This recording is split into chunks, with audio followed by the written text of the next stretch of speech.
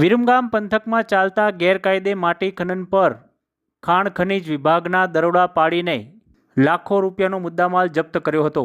વિરમગામ હાસલપુર સીમ પાસે આવેલા તળાવમાંથી માટી ખનન કરતા 3 ડમ્પર અને 1 હિટાચી મશીન ખાણ ખનીજ વિભાગ દ્વારા જપ્ત કરવામાં આવ્યું છે.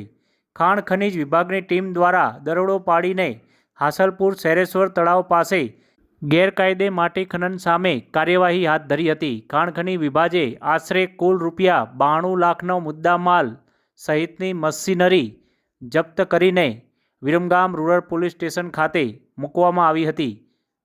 ખાણ ખનીજ વિભાગના અમદાવાદ સ્થિત અધિકારી A.B. વાઢેર, રોયલ્ટી ઇન્સ્પેક્ટર નાઓને મળેલી બાતમીના આધારે વિરમગામના હાસલપુર પાસે દરોડા પાડીને મુદ્દામાલ જપ્ત કરવામાં આવ્યો હતો.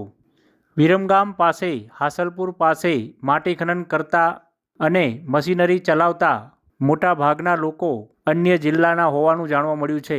જેમાં ફતેપુર દાહોદના વિનોદભાઈ, ખેડાના ઝાલાભાઈ ભરવાડ, સુરેન્દ્રનગરના ચેતનભાઈ, હાસલપુરના જોરુભાઈ ભરવાડ, ઝીણાભાઈ ભરવાડ, ખેડા ચીખલીના જયંતિલાલ તેમજ સુરેન્દ્રનગરના ભોપાભાઈ ભરવાડ નાઓના મુદ્દામાલ ખાણ ખનીજ વિભાગે જપ્ત કરવામાં આવ્યા છે.